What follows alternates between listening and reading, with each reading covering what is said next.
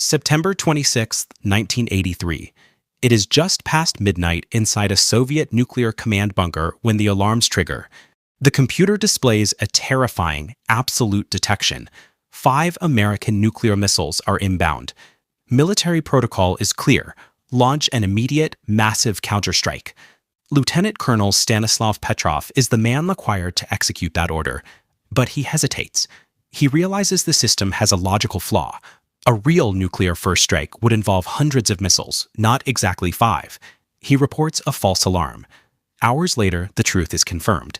The satellite system had mistaken sunlight reflecting off clouds for missile signatures. Petrov's refusal to blindly follow the system saved billions of lives. Petrov demonstrated what researchers call metacognitive intelligence. He didn't just look at the data, he looked at the machine producing it, identified a fatal limitation, and chose to override the loop. At its most basic level, a system is a structure governed by loops plus rules. Gravity dictates the orbit of planets. Electromagnetism controls computer signals. Legal codes define the behavior of a nation. This same architecture of predictable biological loops exists inside your own brain.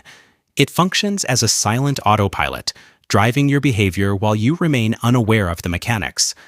Beyond IQ and creative talent lies the rarest tier of human cognitive ability, the capacity to see and reprogram these internal systems.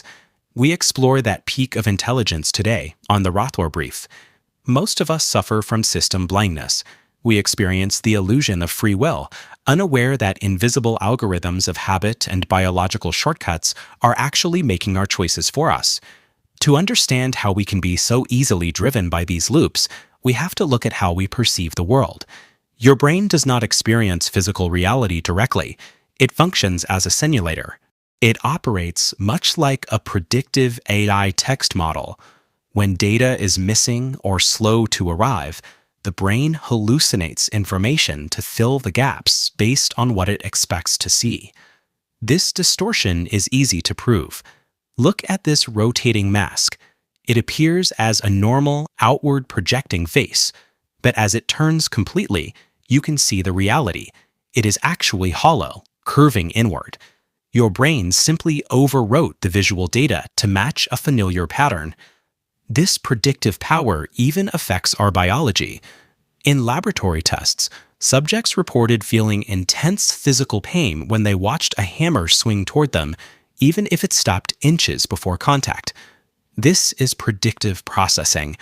The brain's primary biological directive is to minimize the error between its internal model and the signals coming from your senses. Accuracy is expensive. To save energy, your brain would rather distort reality to fit a familiar prediction than update its model to reflect the truth. The brain integrates your habits, fears, and ego-driven reactions into one master predictive model. This model is your identity. It acts as a primary filter for every piece of information you receive, deciding which facts are allowed into your conscious awareness and which are discarded. In a study involving law school students, researchers provided a complex math problem about a skin cream's effectiveness. The students who were proficient in math analyzed the statistics and solved the problem easily. Then the researchers used the exact same numbers, but labeled them as data regarding gun control. Suddenly, the students' accuracy plummeted. Their political identities were threatened, so their brains blocked the correct mathematical conclusion.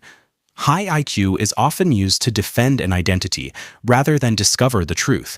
When the brain detects its master model, it redirects its cognitive power to rationalize away any conflicting data.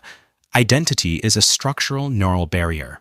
If that structure remains rigid, no amount of intellect will allow you to adapt to the changing reality around you.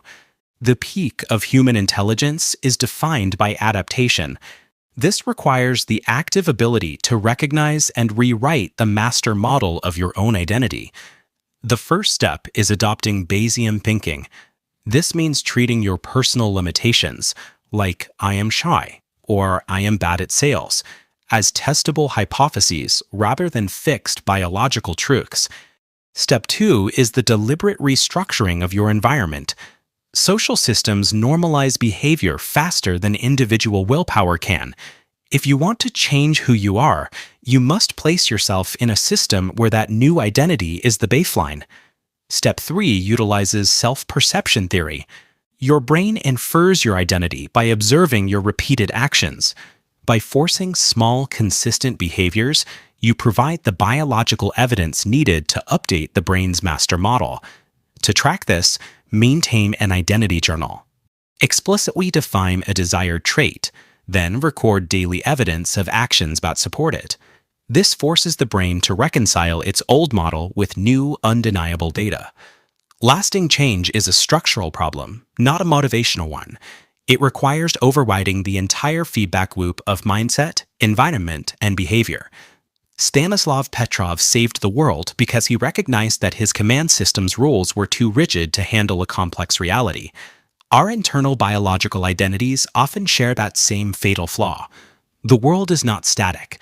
Reality is a continuous test of your ability to abandon old, comfortable loops. True intelligence is measured by the speed of adaptation.